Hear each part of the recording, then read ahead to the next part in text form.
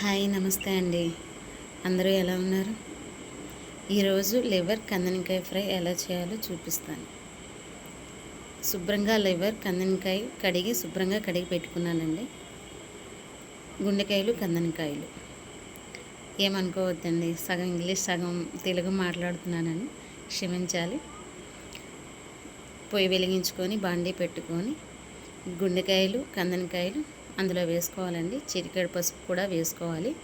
శుభ్రంగా నీరు పోయే వరకు అలాగే పెట్టుకోవాలండి. ఒక 5 నిమిషాల పాటు నీరు ఇంకిపోయిన తర్వాత పక్కన పెట్టుకొని వేరే బాండీ పెట్టుకోవాలి పొయ్యి మీద. అందులో కొద్దిగా ఆయిల్ వేసుకోవాలండి. ఆయిల్ వేడి అయినాక ఈ 2 కందనకాయలు గుండెకాయలు కూడా వేసుకొని శుభ్రంగా కలపాలండి. ఒక 10 నిమిషాలు సిమ్లోనే అలా మూత పెట్టి పెట్టేయాలండి. అవి ఎర్రగా కొంచెం వేగిన తర్వాత కొద్దిగా అల్లం వెల్లుల్లి పేస్ట్, 2 స్పూన్ల కారం, తగినంత ఉప్పు, మనం ఇంట్లో చేసుకున్న గరం మసాలా పొడి వేసుకోవాలండి.